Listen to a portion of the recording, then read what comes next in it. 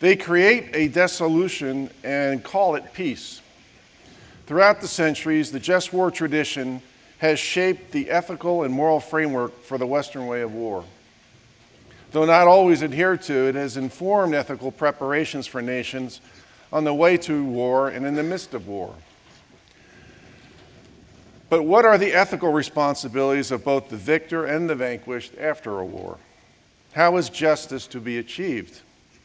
In recent years, it is the work of Dr. Orend that has encouraged and shaped discussions of post-conflict justice. His book, The Morality of War, is being used as one of your textbooks this year and was distributed to each of you. Dr. Cook, who we have heard from throughout this conference, has written that Dr. Orend's book may be the single most comprehensive and important book on just war for his generation. Dr. Orend is Director of International Studies and a professor of philosophy at the University of Waterloo in Canada. His PhD is from Columbia University in New York City. He is the author of 4 books and dozens of articles, both scholarly and popular. An active public speaker, he addresses conferences, media, and audiences around the world on his 2 major areas of research, war and peace, and human rights. His topic this morning is post-war justice. What, if anything, do we still owe Iraq and Afghanistan? Please join me in welcoming Dr. Orend to the War College via VTC.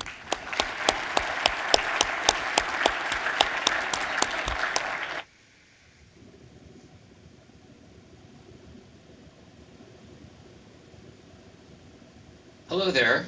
I can't hear you. I hope you all can hear me. Thank you very much for having me this morning in this way. I'm very sorry I couldn't be there in person, but Mother Nature had different ideas, and so I have to appear in this way. So my topic is post-war justice. What, if anything, do we owe Iraq and Afghanistan? And I'd like, I guess, first to talk about post-war justice in general, and then to move in a more focused way to talk about Iraq and Afghanistan and the current situation. So my focus is on post-war justice, and in fact, what I've been doing is traveling around and saying to anyone who will listen to me that we need a new Geneva Convention, one that is exclusively focused on the issues of post-war justice. Now, why is that the case? First, we need a Geneva Convention about post-war justice simply to complete the laws of war. All of this time and effort and energy, and there's a ton of international treaties regulating the start of war, regulating the middle of war or the conduct of war, and yet there's almost nothing, there's next to nothing regulating the end of war, and that is a dire mistake. Historically, I guess it's always been assumed that, quote, to the winner go the spoils of war, but this is a mistake. There is never a time where we are utterly free of moral and political and legal restraint. To complete the laws of war, we should have a Geneva Convention devoted to post-war justice. The second reason why we need such a thing is just to focus practical and political attention on this issue, right? I think the post-war justice conversation has moved beyond the point of just a philosophical conversation about what abstract rules and principles ought we to use, to the point where we can actually talk now about good, solid, clear legal principles, and a new Geneva Convention could only help that. Third, a new Geneva Convention will provide guidance both for winners and for losers. There's benefits actually to both, and not just to the losers for having a new Geneva Convention. Obviously, the losers would favor clear post-war principles because this would help protect them from the winners, who've sometimes been known to exact draconian terms of peace. But even the winners would benefit. Even the winners would benefit from having a post-war Geneva Convention. There's a law professor at Harvard. Her name is Gabriella Bloom, and she has this terrific phrase, great phrase. I commend it to you all. The phrase is the fog of victory. Right? There's a sense that winners of war automatically know what they want to do once they've won. But recent experience shows that, in fact, they don't. Often they don't know exactly what they want to do. The end of the war catches them by surprise. It happens more quickly than what they expected. And so even they could benefit from a set of principles to guide post-war conduct, and they have a clearer sense of what they owe, right? So for example, in the current cases with Iraq and Afghanistan, I think that the Americans would love it. The international community would love it if they could point to a Geneva Convention and say, look, we've satisfied these principles, we've achieved or done what we can in terms of these principles, and so now we're out of here. Right? So even the winners can benefit from post-war restraint, the Geneva Convention. And I guess finally, the reason why it would be a good idea to have a new Geneva Convention devoted to post-war justice is that it could help prevent future wars, right? We all know that wars, when they're wrapped up badly, they help to create future wars, right? The World War is a classic example. The Serb wars in Yugoslavia in the late 90s and over Kosovo, and even the two Iraq wars, right? There's a real clear historical sense that if those first wars had been ended differently, wrapped up better, then maybe the second wars wouldn't have been needed at all. Okay, so that's my whole kind of spiel, my sales pitch for why there ought to be a new Geneva Convention, why we ought to kind of negotiate this, draft this internationally, and have it be exclusively devoted to issues of post-war justice. So this raises a second issue, which is, well, what should be the content of such a Geneva Convention? And I guess I want to give you my own kind of general vision of some of the principles that ought to be contained. First, when we consider ius post bellum, or justice after war, and especially American thinking about post-war justice, we see a clash between two competing models, a model of revenge and a model of rehabilitation. These are kind of two ideal types, two kind of simplified types, ways of thinking about post-war justice. And I want to just kind of briefly sketch out what they each kind of believe in or mean, and then argue on behalf of the rehabilitative model. So with the revenge model, which used to be the historically dominant model, it was thought that a post-war justice requires the following elements. One, there needs to be a public peace treaty ending the war. Second, there needs to be an apology from the defeated aggressor for the aggression. Third, there needs to be war crimes trials for those responsible for committing war crimes. Fourth, there needs to be an exchange of prisoners of war. Fifth, the aggressor needs to give up any gains from the war. Sixth, there needs to be some demilitarization, so there won't be a repeat of the aggression in the short to medium term. And next, and this is what makes it a revenge model, is that the defeated aggressor needs to suffer some further losses as a matter of revenge or proper punishment. Now, which further losses? Well, two things in particular kind of stand out for the revenge model. One, reparations and compensation payments being levied upon the defeated society, and those reparations be collected and given to the victims of aggression. Second, perhaps relatedly, sanctions need to be put on the defeated aggressor so that there's a kind of economic punishment levied to the short to medium term afterwards, right? So a compensation fund to be sucked out of the defeated aggressor, given to the victim, and then sanctions to kind of punish, cap the short to medium term economic growth in the defeated aggressor as well. And then that's it for the revenge model. That's it. Get out after that. There's no responsibility for reconstruction. That's too risky. That's too costly. Leave it to the locals and leave. Two great 20th century examples of the revenge model in action, in my view, are the Treaty of Versailles of 1919, ending the First World War in the terms that it put on Germany. And then secondly, more recently, the terms that ended the First Iraq War in 1991. I think those are both clear illustrations of the revenge model in action.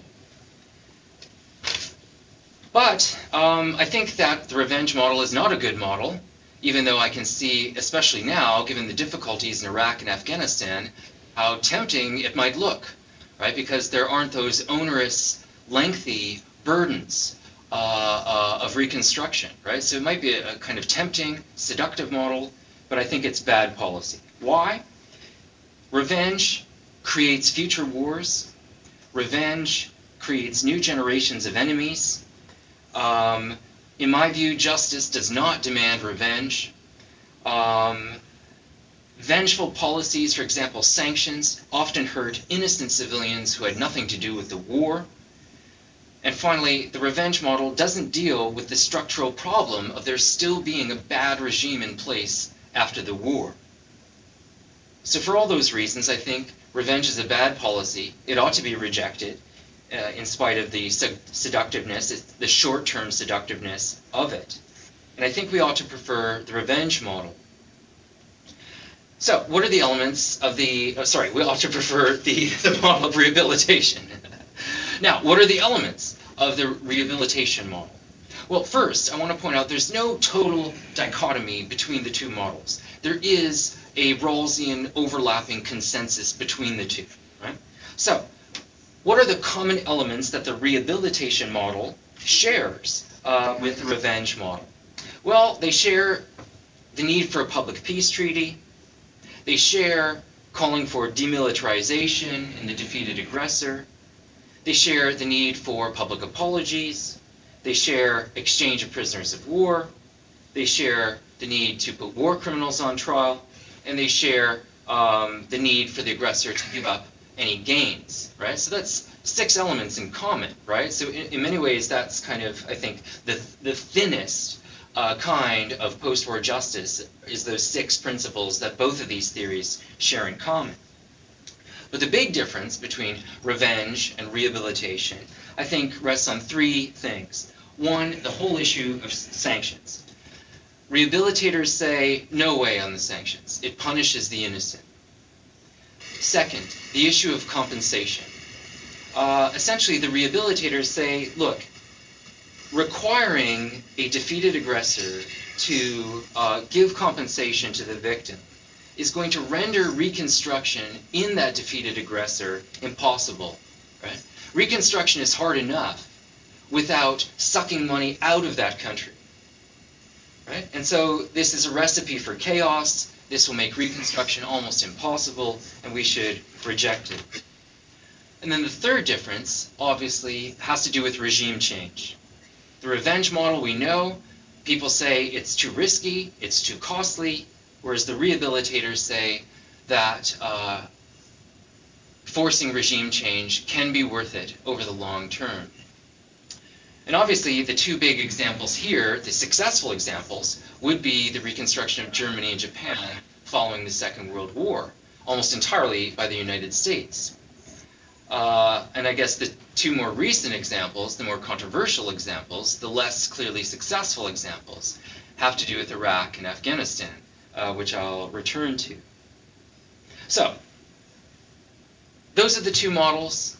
That's the reason why I think we should reject the revenge model, and the reason why I think the rehabilitation model might be worth our while to consider.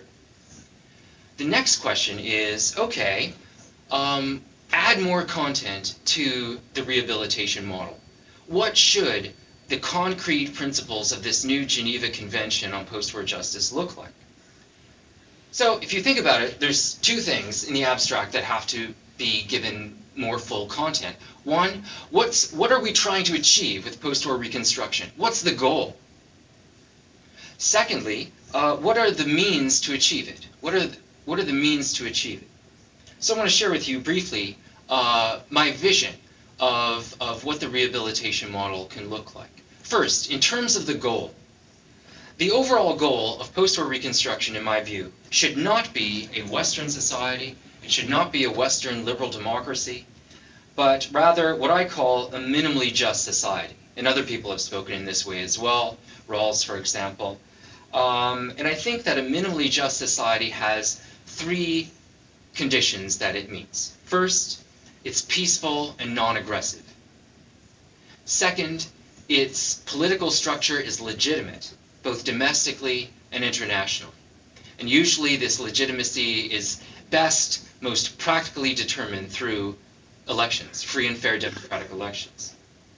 And then thirdly, a minimally just regime tries to satisfy the human rights of its people. I'm a big fan of human rights. I think that human rights are genuinely universal values. They may have been invented in the West, but that doesn't limit their relevance to the West. Good ideas have to come from somewhere. Human rights are genuinely universal values designed to protect every individual's vital interests in living a minimally good life. And in my view, in general, we have five, what I call the foundational five human rights: rights of personal security, personal freedom, material subsistence, a right of non-discrimination or a basic kind of equality, and finally, social recognition as a person. So ultimately, I think, when we talk about if we try to reconstruct a society that's been defeated in war, torn apart by war, what we are trying to achieve in post-war reconstruction is to create a minimally just society that's peaceful and non-aggressive, has a legitimate political structure, and does what it can in the difficult post-war situation to satisfy the human rights of all of its people. Now, fine. What are the means to achieving that goal, right? Easier said than done, right? This is the abstract goal, but how do we actually get there? How do we get from people surrendering, regimes surrendering, to a point where we may actually have post-war justice and those goals achieved? Well, here I want to draw on the work of Jim Dobbins, right? D-O-B-B-I-N-S, who's written some of the best work, deeply empirically informed work about post-war justice, what succeeds and what doesn't. He has two separate books, one detailing American involvement with post-war reconstruction, going from the Civil War all the way up to the latest wars, and then a second book detailing the United Nations involvement in post-war reconstruction. And so essentially he's looked at almost every major instance of post-war reconstruction since the US Civil War, and he's come up with deeply valuable empirical information about what works and what doesn't. So he's a great source of essentially what are the best practices? What are the best practices in post-war reconstruction? So using his work, I've come up with what I call a 10-step recipe. Someone should help me come up with a less flippant term, but a 10-step recipe for actually achieving the goal of a minimally just society. So here's what the victor should do, and I'll just rattle them off, right? So first, the victor should adhere diligently to the laws of war during the regime takedown and the occupation. Next, the victor should purge much of the old regime and prosecute its war criminals. Third, the victor should disarm and demilitarize the society, but fourth, in exchange should provide effective military and police security for the whole country. Fifth, the victor needs to work with a cross-section of locals on a new rights-respecting constitution which features checks and balances.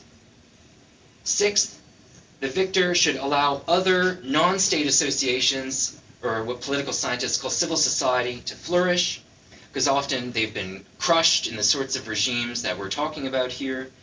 Seventh, the victor should forego compensation and sanctions in favor of investing in and rebuilding the economy.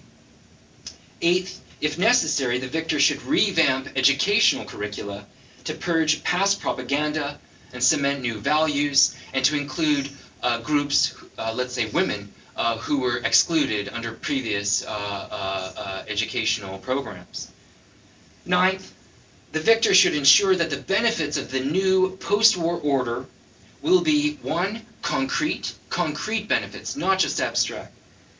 And second, that these benefits will be widely, not narrowly, distributed. And in particular, that there won't be a favored group in the post-war situation, right? The benefits have to be distributed throughout all the major groups in that society.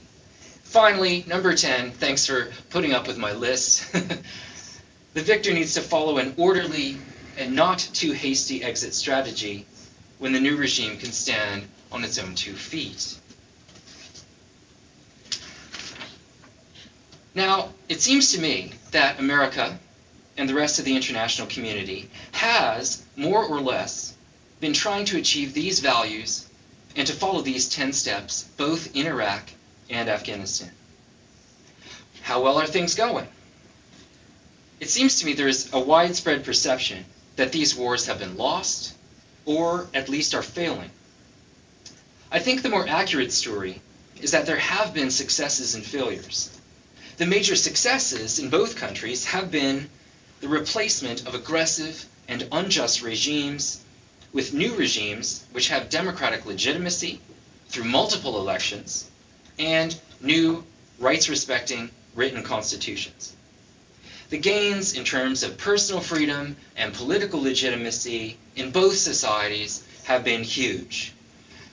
And arguably, I would say this is probably what the Americans do best in terms of post-war reconstruction historically. The problem, though, the big problem, is that the evidence suggests that it's not abstract things like gains in personal freedom and gender equality which matter most to the success of post-war reconstruction. The evidence, rather, is that it is concrete things which matter the most. And Dobbins has given us a terrific, concrete rule of thumb regarding the conditions of post-war success. He says the following: the war-winning occupier and the new local regime have about 10 years to form an effective partnership and to make the average person in that society feel more secure and more prosperous than they were prior to the outbreak of the war. If this gets achieved, then post-war reconstruction will succeed. If not, there will be backsliding into war. So, I guess the good news is that we've still got some time in connection with both these wars, right? The Afghan regime fell very early 2002.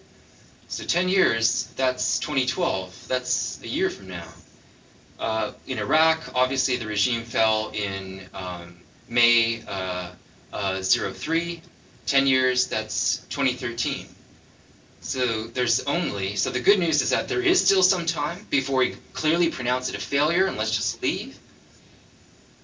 But the bad news is that time is very much running out. And there's probably only a year, 2, to achieve this effective partnership, and above all, to ensure that the average Afghani, the average Iraqi, feels more secure and more prosperous than prior to the outbreak of the war or the fall of the regime. So, I guess this raises the question, does the average Afghani and the average Iraqi feel more secure, more prosperous than prior to the wars? First, I want to talk about Iraq, and then I want to talk about Afghanistan. Let's talk about security in Iraq. After the Petraeus-led surge, obviously the security situation in Iraq is way more secure now than it was back in 06. We all remember 06, where it really looked like a civil war between the 3 groups, the Kurds, the Sunnis, and the Shia. Was a very realistic possibility. It looked like it was actually going to happen. But the Petraeus-led surge worked, to the surprise of a number of people, but great credit to General Petraeus and, of course, the American military in general to achieve the security gains. But is it more secure than when Saddam was in power? I don't know. I don't know whether it's true, right? You know, Saddam obviously was a ruthless dictator modeled after Stalin, his great hero. He clamped down on the group-on-group violence, and as we all know, still today, even just this past week, there was a bunch of group-on-group bombings and violence. It's still part of the situation. Clearly, the security situation much better than 06. Who knows whether it's better than 02? I mean, the reason why I say who knows, on the one hand, you know, Saddam was a ruthless dictator, but part of that was he controlled information, right? And so we actually don't really know the full extent of group-on-group violence which occurred back when he was in power. Often, you know, people buy into cliches about, well, he was a military dictator, so he really clamped down on people, and there was no violence, right? Almost assuredly, there was violence, and he clamped down on it as fast and quickly as he could. But then he also controlled the information, exaggerating his own ability to control the situation. But the security situation is far from perfect, right? There's still group-on-group violence, and the Iraqis very much fear what's going to happen when the Americans withdraw. But as President Obama has said, the Americans can't stay there forever, right? In a recent speech, he said, America has no enduring claims on Iraqi territory or on Iraqi resources. And it's time for the Iraqis to stand up and take responsibility for the governance of their own country. So the current security plan, as you all know, is combat operations are supposed to be over. There's going to be a phased withdrawal down to about 50,000 US soldiers, which are going to remain in Iraq indefinitely, which I think is a very good idea, actually. And that this indefinite 50,000 will focus on training the Iraqi military, protecting US personnel, diplomatic personnel, international development and aid personnel. And also, it's just a great way to communicate to the Iraqis that, look, we're not leaving totally. We're still going to retain some kind of presence here. Now, in terms of the economy, Iraq has the oil, of course, and so is much better off than Afghanistan, right? Still, unemployment in Iraq is very, very high. And there's tons of infrastructure damage, right? If you think about Iraq, this is a society that has been constantly at war since 1979 and the outbreak of the Iran-Iraq War. That lasted for 10 years. Then there was the Persian Gulf War. Then there was the sanctions and the occasional pinprick bombings that happened to enforce the sanctions. Then there was Iraq II. Then there was, you know, the Civil War, right? A society almost constantly at war since 1979. Ruined infrastructure, right? All over the place, right? In my view, it would very much help, and is also required by justice, for the US to make kind of one final concrete economic investment, repairing, not all of it because there's so much of it, but at least making a plan to invest in Iraqi infrastructure, right? Perhaps in connection with international aid and development agencies. Now, what about Afghanistan? Does the average Afghani feel more secure, more prosperous than when the Taliban were in power? First, security. Security is pretty good around Kabul, right? The capital area is really quite secure. Things are going quite well there. But it's not so good in the rural areas.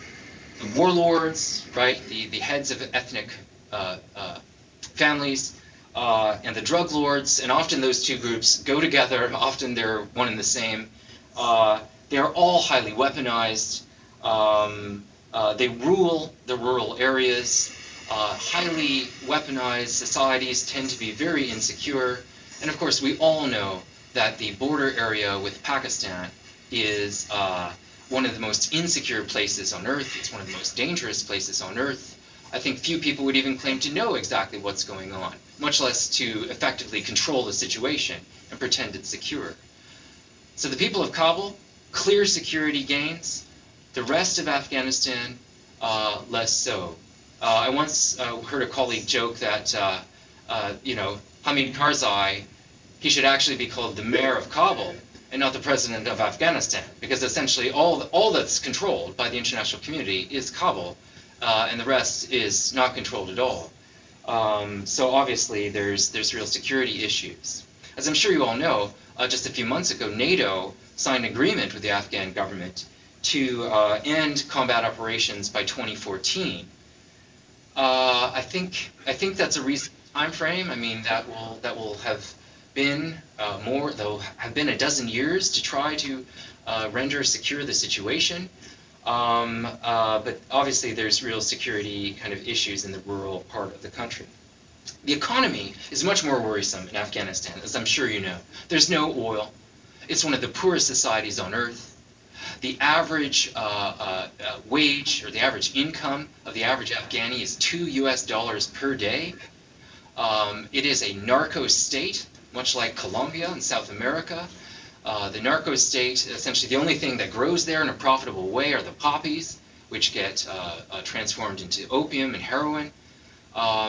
And with the narco state, always goes tons of violence, tons of corruption, which undermines government control and makes people feel insecure. And then if you're anyone with ambition and talent, you either get out of that country or you get involved in the drug trade, because it's the only thing that has rewards. So it's a very bleak scenario economically for Afghanistan. Are they better off than in 02? I mean, I actually think economically they're not worse than in 02. In Kabul, they are better, right? There's been a ton of international aid and development money. The security there is clearly good. The big difference between Afghanistan and Iraq, of course, is that in Afghanistan, you have the whole international community involved there, right? Much of the international community disagreed with Iraq, and essentially, you know, the Americans and the Brits went in there on their own, and then the Brits have since left substantially, and so the Americans are holding the bag all by themselves, along with the local Iraqi partners.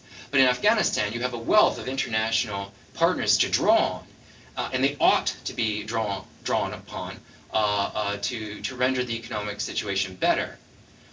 So it's not worse. It's not worse than what it was in 02. It's not clearly better. There is still time to make investments to help grow the economy and change things around. For example, Russia just signed an agreement with the government of Afghanistan to get involved with the anti-poppy program, because a lot of the poppy and the opium and the heroin winds up in the streets of Moscow. Russia has a huge substance abuse problem society-wide. And so they're very much interested in cutting out the source, right? And the source is Afghanistan. So that's an encouraging sign. Europe is also concerned with that as well. Canada's been involved with Europe, building schools for girls. So in my view, there needs to be, again, a concerted effort to improve the economies. I guess if I can comment in general about post-war reconstruction in Iraq and Afghanistan, too much emphasis has been placed on the security situation, and not enough thought and effort and investment has been made into the economic situation. So I think that with about 2 more years of concentrated efforts on growing the economies, on assuring the various groups that they can work together, and phasing out of combat operations, rehabilitative post-war justice will be reasonably satisfied, and the Americans will be morally free to leave if they wish. These efforts simply can't last forever, and Dobbins has given us this 10 to 12 year time frame based on all the historical cases. And that's what it seems to boil down to. The difference between 3 things: the ideal, the reasonable, and the worst case scenario. Ideally, Iraq and Afghanistan would turn out like Japan and Germany. But we all know this is just not going to happen. What we have to settle for is the reasonable. Sustained efforts over a dozen years at building minimally just societies there, and a number of real successes to point at, especially regarding regime transformation. This may be the best we can hope for in these very tough cases. But what about the worst case scenario? This would be if, in spite of all of these efforts, it all falls apart over there once we leave. The worst case in Afghanistan could wind up like Vietnam. In the following sense: as we all know, when the Americans left Vietnam, The North took over the South in 1 year. And that was the very thing that the Americans got involved in the war to try to prevent. This is totally possible in Afghanistan, right? That once the international community leaves, the Taliban, perhaps in connection with Al-Qaeda, take over the whole country once more. Terrible. In Iraq, the worst case scenario is that civil war could erupt between the three groups, the Kurds, the Sunnis, and the Shia, perhaps drawing in external interference from such nasty neighbors as Iran. Both of those worst case scenarios are very, very bad. And the American people and the international community need to reflect before they pull out on whether they've done enough to prevent those worst case scenarios from happening. Now, how likely are those scenarios, though? Will they happen, destroying all these efforts at post-war reconstruction? I admit that it's quite possible. It's quite possible. But it's unlikely. Unlikely if the following things are achieved. First, the U.S. retains a substantial, yet not occupying military force in both countries. Plans are already in place to leave 50,000 U.S. troops in Iraq. I think there should be similar numbers, although with an international force, not just an American force, in Afghanistan. Now, I know lots of people don't like that. They want to say, hey, we've done enough. But think about it. Think about it. The case of Germany and Japan, there's still massive U.S. bases, both in Germany and Japan, right? 65 years after that war ended, 65 years and counting. So we're just talking 10, 12 years after these wars, right? So why should we think? And they're tougher cases. They're tougher cases in terms of post-war reconstruction. So why shouldn't there still be a substantial U.S. military presence in these societies for an indefinite period? Second, in my view, the U.S. should learn from the Cold War and should return to Cold War policies of containment, the containment strategy of applying indirect pressure on enemies over there in the Middle East, countries opposed to U.S. interests. You know, we will have given it a really good go, a dozen years of intensive post-war reconstruction, shown the values that we stand for, shown that if you attack us, this is what you risk happening in exchange, okay? But then after we've had that good go, we switch to more indirect strategies of containment, encirclement, strategic ally building, and we move in that kind of direction. But then above all, as I stressed, America and its international partners commits constructive investment and aid to these societies contingent on their continued good governance.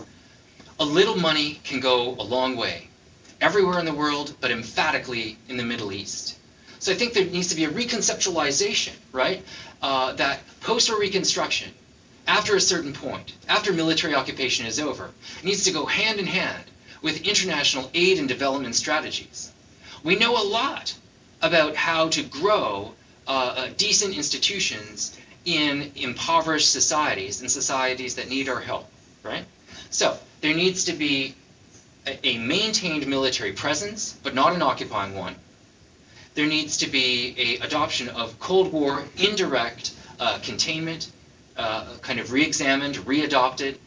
But above all, there needs to be sustained economic investment. You can invest in these societies without, you know, trying to govern them or being involved in post-war reconstruction.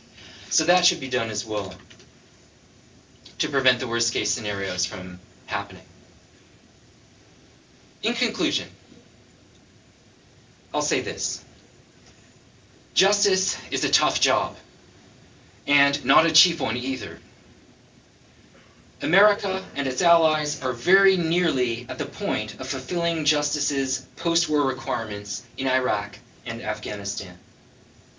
We will have to settle for what Aristotle memorably called a second-best solution. But this is entirely reasonable, and the worst case scenario seems avoidable, provided we take clearer and stronger action now during the transition out than we did 10 years ago during the transition in. Thank you all very much for listening to me and for the privilege of addressing you today.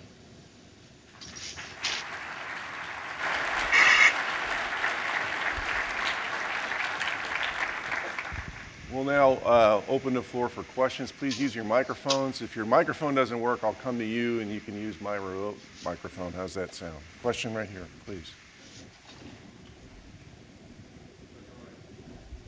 First example. Hello. Oh, good. Dr. Orend, Lieutenant Commander Greg Adams, United States Navy. You've laid a very strong case for things a victor should do during post-war rehabilitation.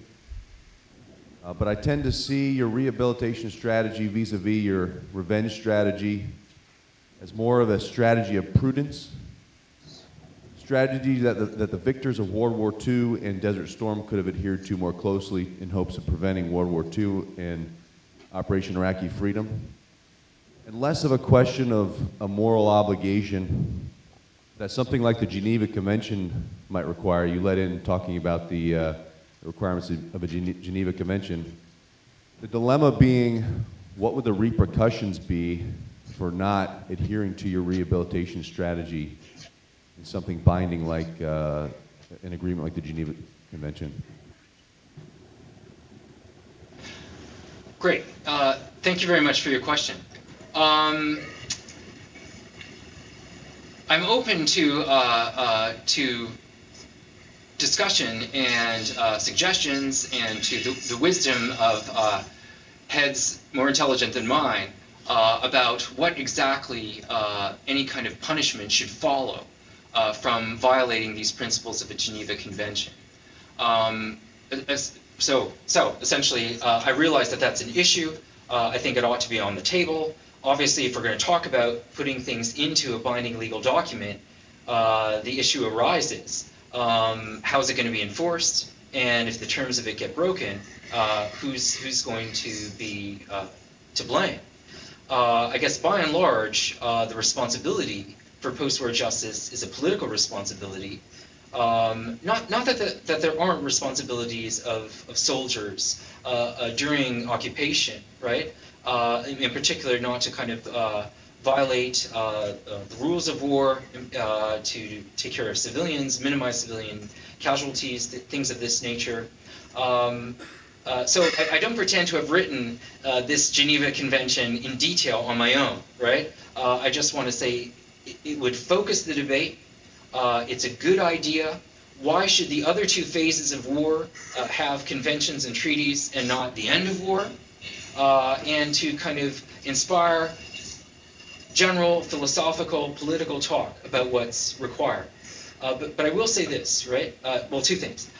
In the main, post-war justice is a responsibility of the political leadership, right? So if there's to be punishment, they are the ones to rightly answer for it. And then finally, in answer to your very good question, there's prudence and justice can sometimes go apart, but often they go together, right? So I would want to argue that a lot of the principles that I've talked about aren't just, Kantian moral obligations, right? Moral severity, these are the rules of post-war justice, right? They're based on historically best practices. And, I could have just as easily made an argument about why it's in U.S. national interests to, let's say, maintain a military presence in Iraq and Afghanistan. Why it's in the American interest to put additional financial resources into Iraq and Afghanistan before they leave, right? It's just more likely to make decent reconstruction stick and work, right? So I think that the requirements of post-war reconstruction, as I've laid them out, very substantially cohere with what it would be prudent to do as well. Dr. Orend, Dr. Jim Ellsworth, Naval War College faculty. I'm intrigued by your call for another Geneva Convention for an operationally pragmatic reason, and wondering if you could address the potential for something like that to serve sort of as an antidote to what you might call the strategic impatience of the Western democratic electorate, to actually allow us the time that we need to achieve our strategic objectives and policy aims when we do have to resort to war. Terrific, terrific. Thank you very much for that question. There's no denying that there's a lot of war fatigue out there, and especially in the West, and especially in North America, the way that media culture is, and then you put our own economic difficulties on top of that, and you can see why people kind of want to change the channel, and they want to pay less, pay less attention, pay less money to what's going on over there, right? So it's a very seductive and tempting psychological position to say, well, we've been there 10 years, it's time, and it's still a mess, it's always going to be that way, they've always been that way, let's kind of move on, right? But as we know historically, a post-war reconstruction is an incredibly difficult task. And on the one hand, time's not irrelevant, right? You can't just take over that country, because then it's not just occupation, they've become a colony of yours or a part of your country. And we don't want that for reasons of democracy and autonomy and things of that nature. But I agree with you very much, and I appreciate your allowing me to kind of repeat this, that having a detailed Geneva Convention, in a way, could allow political leaders to explain, now that we've gone down this road, right, and we've taken out these regimes, the international law says we owe these things to these people. This takes time, it takes money, it takes patience, right? But we know that these principles have been constructed with the historically best cases in mind, and so we can have great confidence that over the medium to long term anyway, things will be rendered better than they were prior to the war, right? If we leave too soon, we risk chaos, we risk backsliding into war, and even worse, right? We risk something like Vietnam, where the very thing we set out to achieve in the war, the exact opposite happens, right? So obviously you don't want that either, right? So even just having a debate about what the principles of a post-war Geneva Convention should be can help in this regard. Right down here in front. Dr. Orend, Major Dave Violin, United States Army. I'm curious, sir, from what I've heard you discuss, the focus of what you're talking about is usually kind of on unlimited objectives. In other words, we're going through with regime change, and the United States or its coalition is in a position to exert control over a state. Yet over half of the examples of history are incidents where the objective is limited, where we're not going for regime change, where we're purely trying to correct aggression in another form. And the example that comes to mind is one that you came up with Iraq. In that scenario, when you're not trying to topple the government, how do you go about enforcing some of the things that you've discussed?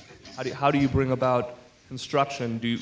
Does the victor, in a sense, have a responsibility to provide economic reparations towards a government that has lost, even though that government is not being replaced? Thank you for the question. Clearly, each post-war situation is unique, right? And when we talk about the principles of a Geneva Convention, right? I view them as the same as the principles of any other kind of law. They're general principles, and they have to be kind of interpreted and tailored to the particular situation, right? You know, we have general rules about, you know, bad forms of killing in domestic criminal law, so it's a general principle, right? But then, you know, the judge and the jury and the lawyers have to look at the actual evidence in the actual case, see what actually happened, see what would be the best forms of punishment. And so, you know, I just want to stress, you know, the degree of flexibility that can still be in play at the same time as you construct a new Geneva Convention, right? So I still think that the case for having these, right, they would help provide guidance, they would provide all the sorts of benefits that I've mentioned, right? But they would still, at the same time, allow for some flexibility, right, depending on what seems prudent, rational, achievable, reasonable in the situation. But maybe, well, maybe I'll go further. In terms of should we invest in societies where the regime is still in place, right? I think they're, you know, a more complex strategy of see, the preferred investment that I would like to do in those situations is invest in civil society institutions, right? Now, and not the regime. Now, that might not be possible if it's a effective authoritarian regime that has total control, right? But often, you know, you'd be surprised what international aid and development agencies have learned about how we can get money and support and resources to the people that we like in those societies, and who will have a shot at kind of creating the sorts of regime that are unlikely to launch aggressive wars. Okay, question here.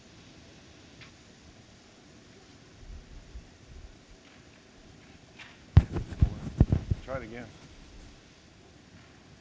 No? Let's try this. Thanks. Dr. Orend, Lieutenant Colonel Butch Bracknell. I'm a Marine Lieutenant Colonel and a Senior Fellow at the Atlantic Council in Washington, D.C. Let's assume that Geneva 5, this Geneva 5, wouldn't happen without U.S. leadership. Pragmatically, and I may be asking you to step beyond the bounds of your expertise here, but pragmatically, do you think it's even possible that in a U.S. political environment where we can't ratify the universally non-controversial UN Convention of the Law of the Sea, which we already abide by and which everybody considers to be binding as a matter of customary international law, that a political establishment would embrace this kind of encumbrance on U.S. sovereignty and freedom of action post-war? Great question. Thank you very much for it.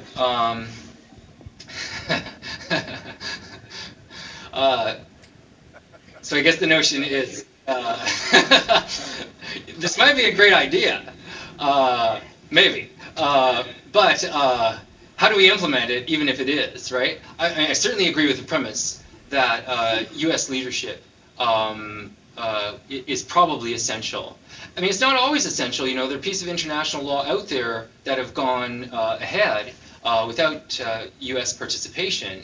But obviously, being, you know, the world's most influential society internationally, it would just add so much if the Americans do participate.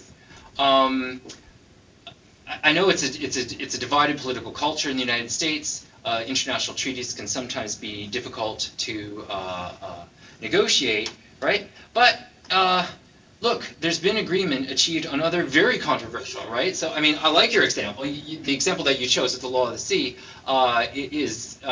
plays up to the maximum strength, your argument, or your worry anyway. But there's been other, way more controversial issues and treaties that have been, for example, those regulating jus ad bellum, the existing Geneva Conventions, right? A number of the human rights treaties, right?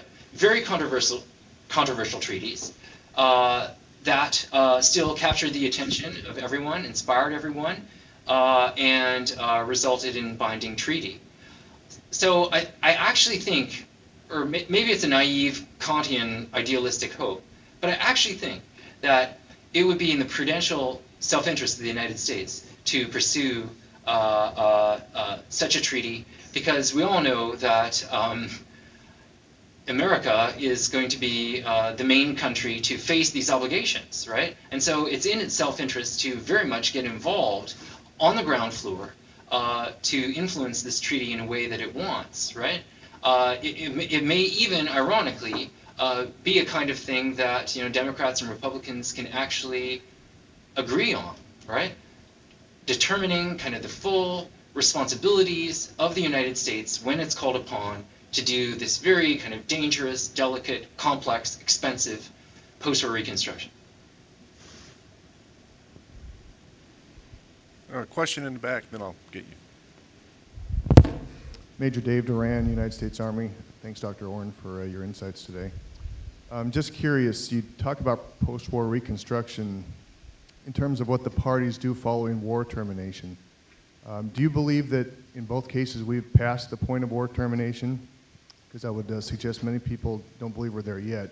And secondly, under your construct of a Geneva Convention for post-war reconstruction, does that become effective at and after war termination, or is that for the treaty to decide?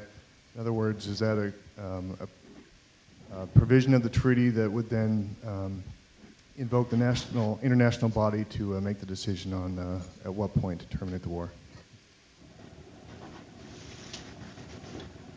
Thank you very much for that question. I always get asked this, right? I say, well, I've written a bunch of things about post-war justice. So I'm always asked, well, when is the post, right? Has the war actually been terminated in Iraq and Afghanistan, right? And I guess I'm bothered less by this objection than maybe I should be, right? It's clear that there isn't a kind of vacuum-packed distinction between beginning, middle, and end. It's not like a light switch between each of these phases, right? These phases are not separate, right? There's gradations, right? Between, well, a war, when does the war start, right? Does it start when it gets politically declared, right? But then, there's got to be buildup of forces, insertion of forces into the theater, right? Is it when the first shot actually gets fired, right? So there's gradations between beginning, middle, and end. So are we in a war termination phase in Iraq and Afghanistan? Well, look, there's still violence ongoing, right? So in that sense, it's certainly not a post-violence situation. But it's a post-war situation, in a kind of low-level, non-strict definition of, the wars were launched to overthrow regimes, and that happened a long, long time ago. So just post-war in that sense, right? Just post-war in that sense, right? Something importantly different has happened after the regime falls and you become an occupier, right? But then the time of occupation, right, can last for a long, long time, right? So I'm not so worried about kind of labeling post and termination, right? It's a phase, it's a phased kind of thing. So when should these principles apply? By and large, I would say it's once the regime has fallen or surrendered and you have become the occupying force. But that's just my view. And again, I'm not so long the legislator. My only goal is to be kind of like seminal, inspirational. This is a real idea. I think this would be important. I think this would improve the world. And I would gladly defer to other international law experts about issues like, okay, when does the timing of this kick in? Okay, question over here. Sir, Major Matt Rasmussen, U.S. Army. Talking about just post-bellum with regards to non-state actors, say Al-Qaeda. And obviously a lot of the things that we would do with a state, we can't do with them, rehabilitating their economy. We might do that for the places that they operate in. But specifically talking about war crimes, leaders versus arguably soldiers or lower level people in the organization, do you see that more as a criminal matter, or would that be handled underneath international law? A criminal matter for the country prosecuting the non-state actor. Your thoughts on how that works inside your construct? Yeah, I mean, I guess, thank you for your question.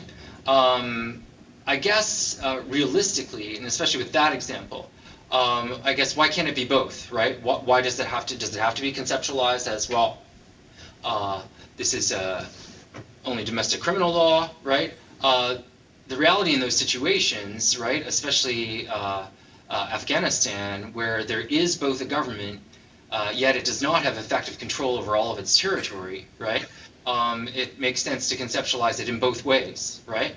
Sure, we can reform the domestic criminal law in those societies, conceptualize it as a law enforcement problem, right? But then also realistically, since the government probably can't pursue that, it can also still be thought of as a legitimate military and political agenda of the post-war situation to deal with those kinds of groups, right?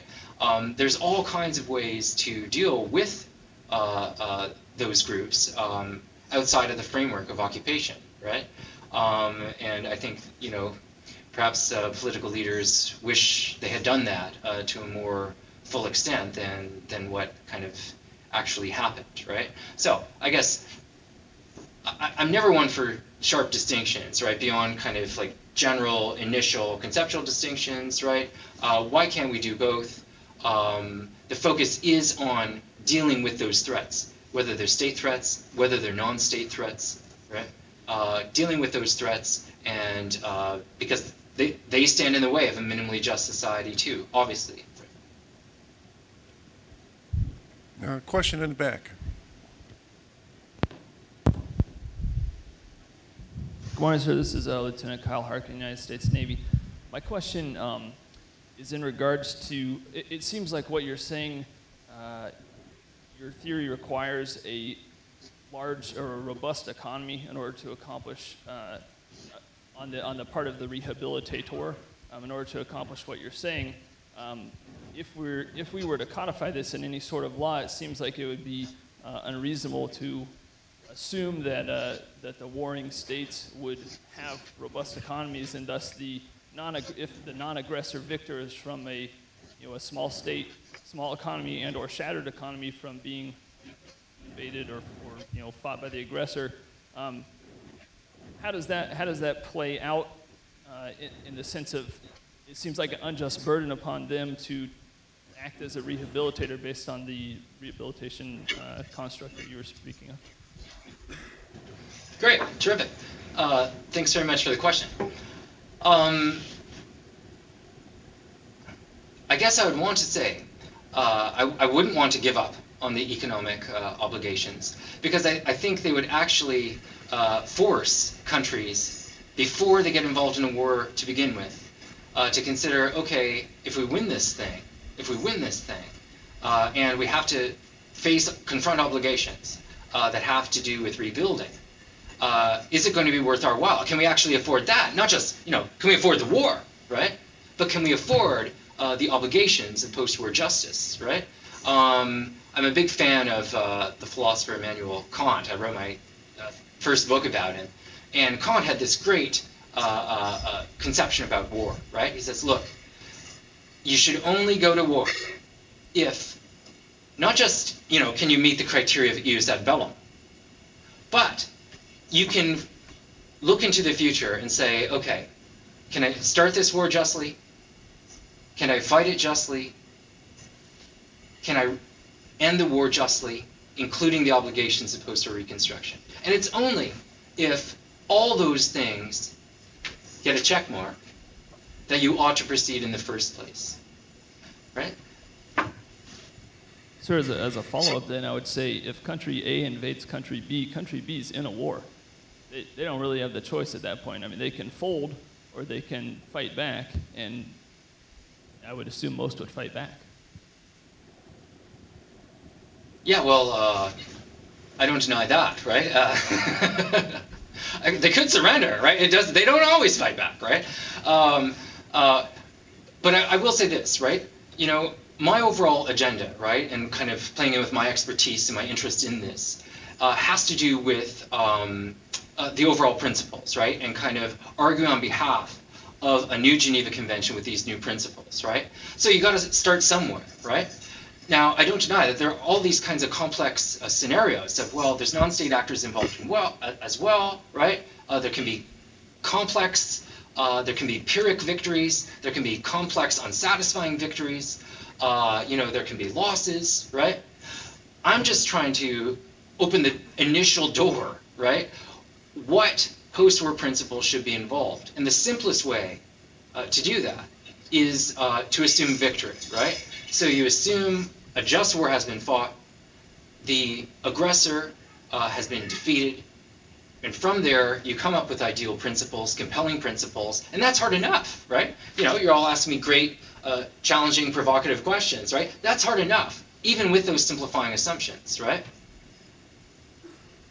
And then, once you've got those principles down, then you can see how ought they to be amended to take into account more complex war endings.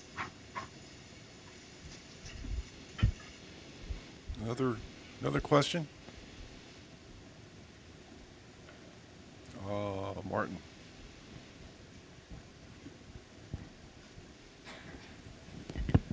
Ryan, hi, this is Martin. Question about Afghanistan in particular.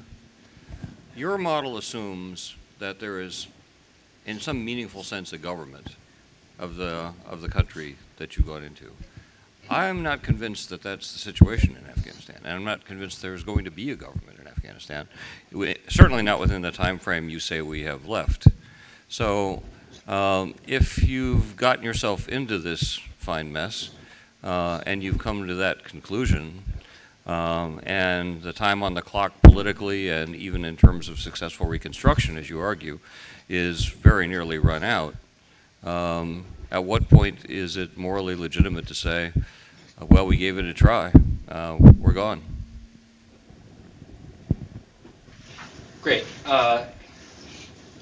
Great to hear from you, Martin.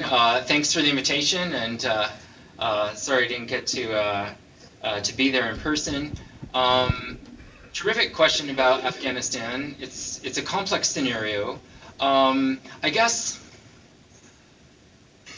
there is sort of a trade-off between a reference to time and a reference to kind of the substantive achievement of the principles that I'm talking about, right? So I guess, ideally, I would want to say, well, the obligations are there until you have done what you can as the occupier to build a minimally just society, right, in the sense that I talked about, peaceful and non-aggressive, legitimate political structure, and the new government or powers that be are doing what they can to care about and realize the human rights of their people. So ideally, philosophically, as a philosopher, that's what I would want to say. I want to put more emphasis on that and not kind of artificial time deadlines. That said, the time deadlines, I guess, aren't artificial, right? We've got lots of evidence from Dobbins that, 10, 12 years into it, with sustained effort, if it's still not working, it's not looking very good, right? In connection with Afghanistan, right? As I was saying in my talk, I think there is a government in Kabul. I think it does have control. I think the goal should be to kind of create a radiating oasis out from Kabul. And I know that might sound theoretical, right? But essentially, this is what they did in Baghdad, though, right? Starting with the Green Zone and things like that, right? You focus on what can be achieved, and you radiate out from there. You build on the successes. Will this actually be achieved in 2 to 3 years? I don't know. I will say this, though, with Iraq. In 2006, who would have thought that we would be where we are today in Iraq? This surge worked. The Petraeus strategy worked. Not that it's perfectly secure. The group-on-group violence is still very disturbing and real, right? But things can kind of hit a tipping point, right, where surprising either good or bad things can be achieved. So that's why I would want to say, especially since at the beginning, there wasn't a good plan in place, either in Afghanistan or in Iraq, for the post-war situation. That, you know, we owe them maybe 2-3 years concerted efforts at state building, building the economy in particular. And then I think at that point, the claims of time loom larger. Question. Sir, Major Jason Tussey, U.S. Army. Dr. Cook, I'd have to disagree with you on the government in Afghanistan. I think it's already there. It's working. It's not the best, nor is ours, but it's providing for the population. We see it through reconciliation and even through a fire truck going to put out a fire. I mean, they're doing that stuff, and we're seeing it on a day-to-day basis. But, sir, for you, appreciate the commentary today and appreciate the stuff that you provided for us. But the big thing is, you talked about Japan and Germany, but there was a clear cut at that point where they surrendered. We haven't seen that in Iraq or Afghanistan. We're still in a fight. So to get to that point, I would ask for a couple more years just to give us that ability, or if we'll ever get to that point. Yeah. Well, certainly in terms of the time deadline, right? I'm talking about kind of what's permissible, and not a kind of firm deadline of, you know, as soon as the dozen years is up, hey, get out. No, hey, if you want to take a bit more time, especially if, you know, the original kind of post-war movements were disorganized, right, and clearly in Iraq, right, as you know, Bob Woodward and others have described in great detail, right, there wasn't a well-articulated plan for handling the post-war situation. Part of it was simply they didn't expect the regime to collapse so readily. So especially in cases where the original kind of moments of occupation are disorganized, I'm certainly all in favor of the permissibility of taking more time, assuming the new local government consents to that and would request that. And I think in both cases, in Iraq and Afghanistan, they would very much be in favor of that. They kind of fear what's going to happen when the Americans and the international community withdraws.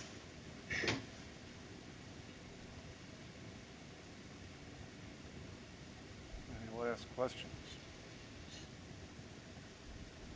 Okay, with that, thank you, Dr. Orend, for your remarks and questions. Thank you very much. Thank you all so much for listening. Have a great day. Thank you. Before we break for lunch, you have, over the course of these 3 days, you've been exposed to a lot of elements that impinge upon the professional military ethic in a lot of different ways. There's a lot for you to chew on in your seminars this afternoon. And I think we owe a debt of gratitude to Dr. Martin Cook for putting this all together. His dedication and devotion to you and this program is really remarkable, and we just want to thank him publicly. Thank you very much.